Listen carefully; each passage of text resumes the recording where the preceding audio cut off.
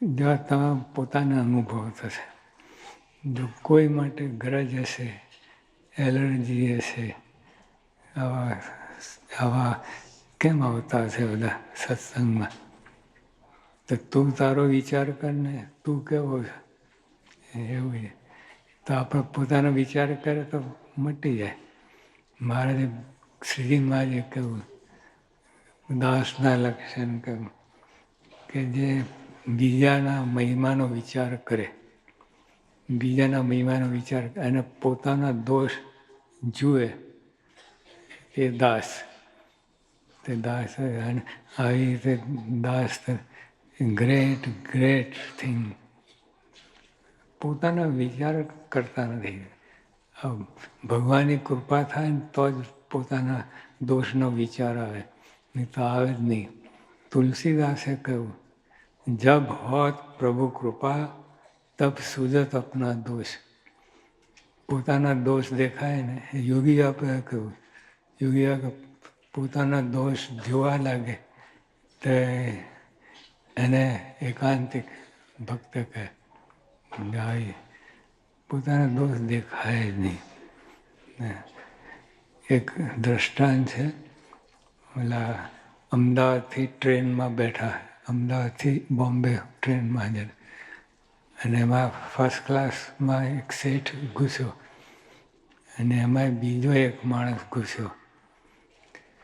બીજો માણસ ચોર હતો, પણ એનું બિહેવિયર એવું હતું ને, આઉટલુક, એટલે કોઈને ખબર ના પડે. પણ અમદાવાદવાળા શેઠિયા છે તર ખબર પડી ગઈ. અમદાવાદનું ખરું ને, તર ખબર પડી ગઈ કે આ ગઠિયો છે. તો એને ઉલ્લુ બનાવવા માટે કે મારે આજે પ્રેક્ટિસ કરવી છે થોડી. જાય તો જાય, અથવા એ ઉલ્લુ બને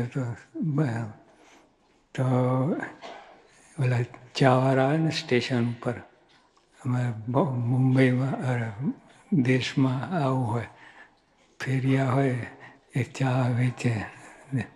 અહીંયા તો તમે રેસ્ટોરન્ટમાં ને એમાં જોવું પડે. ત્યાં તો એ બોરીવલીના અમદાવાદ સ્ટેશન જ, ત્યાંથી ગાડી ઉપડતી હતી, ત્યાં આવ્યા ચાવાળો. તો શેઠે પાકીટ કાઢ્યું અને 100-100ની નોટ, 1000ની નોટ બધું અંદર. ઓલા જુએ, પણ ત્રાસી દ્રષ્ટિ એમ જુએ. એક સીધું તો જોવાય નહીં, શંકા જાય. તારી દ્રષ્ટિ જોયે ગાય શેઠ માલદાર છે, આજે આપણે કામ થઈ જશે. એને એની ગણતરી કરી. પછી શેઠે તો ચા લીધી અને પછી પોતાનો ઉસિકા નીચે મૂકી પાકીટ. એટલે ઓલા ગઠિયાએ જાણ્યું કે આ જ્યારે બાથરૂમમાં જશે ત્યારે આપણે કાઢી લઈશું. બધી ગણતરી કરીને મૂક્યા. પણ ઓલો બાથરૂમમાં ગયો ને, શેર એના ઉસિકા નીચે મૂકી દીધું પાકીટ. અને એ તો સેફ, સાઉન્ડ જ સેફ. ઓલો તો જુએ જ નહીં પોતા. એટલે સારી રીતે પ્રોટેક્ટેડ રહેવું. અને ભાઈ સવારે ચા વાળવા ના એને વચ્ચે જોયું હતું ગઠિયાએ ઉસિકા ઊંચું નીચું કંઈ. શેઠ કેવા છે, શું જાદુ કર્યું. પણ પછી રાત્રે આખા સૂઈ ગયા. સવારે પોતાના ઉસિકા નીચે જ શેઠે કાઢ્યું પાકીટ. ઓલા ગઠિયા થઈ ગયા, જાદુ મંતર કહે. મેં તપાસ્યું તો હતું જ નહીં, અને આજે તો એ ત્યાં જ મળ્યું. પછી ઓલાએ કહ્યું ગઠિયા કે શેઠ, મેં બધા કેસ સફળ ગયો છું. આ એક તમારા કેસમાં મને શંકા છે કે તમે શું કર્યું? તો કે તારા ઉસિકાને જ મૂકી દો, તારા ઉસિકા નીચે જ મૂકી દો. એટલે એમાં સેફ એન્ડ સાઉન્ડ હતું. એટલે જો પોતાના દોષ કોઈ જોતા નથી. આવું બધું પોતાના દોષ જોઈએ ભગવાનની કૃપા કહેવાય અને તો ધન્ય થઈએ. પોતાના દોષ જોઈએ શાંતિ થાય. તો ભલે આમ ઉકળાટ થાય આમ, પણ પરમ શાંતિ થાય. પોતાના દોષ જોઈએ બીજાના દોષ જોઈએ એમાં બધી ગડબડ થાય અને બધું.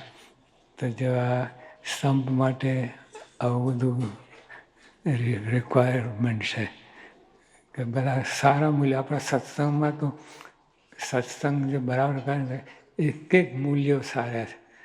જે અવરાય છે એ સત્સંગ જ ન કહેવાય. એટલે આ બધા ગ્રાન્ડ સત્સંગ મળ્યો છે અને આપણે બધે એ માર્ગે ચાલ્યા છે. આજે નહીં તો કાલે પણ સંપ થશે. સંપ જનરલ છે જ આપણે કરી રહ્યા અને આજે તો સંપનો વાયરો પડ્યો છે.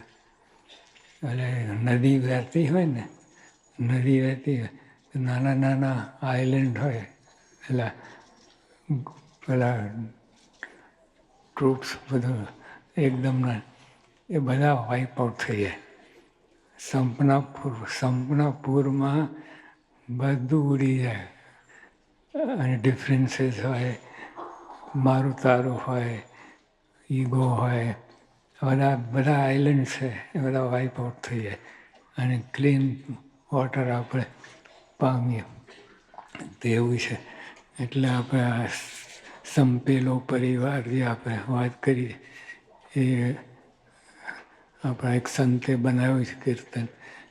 એ બધી આવી ભાવના પ્રવૃત્તિ છે. બધાને સંપ ખૂબ ગમે છે. સંપની વાત આવે છે અને શ્રીજી મહારાજને ગમે છે. પછી બીજું શું? શ્રીજી મહારાજ બોલ્યા સમશ્રુત ભાવ એકતા, સમશ્રુત ભાવ અને દયા મર્યાદા. સમશ્રુત ભાવ દયા મર્યાદા જ્યાં હોય ત્યાં ભગવાનનો નિવાસ હોય છે. હવે ચોખ્ખું લખે. એટલે આપણે મૂર્તિ સામે જોઈને બેસી રહીએ એમ કંઈ ભગવાનના આવા બધા મૂલ્યો રાખીએ સમશ્રુત ભાવ તો ગમે ત્યાં હોય દુનિયાને છેડે હો પણ આ બધા મૂલ્યો રાખે તો ભગવાન તો અહીં પાસે જ. હા, તો અહીં પાસે છે. ઓલા મૂર્તિમાં મંદિરમાંય છે પણ તમારી પાસે છે. આવી એટલે આવી રીતે ભગવાનને રાખવાના સહજાનંદ સ્વામી મહારાજ.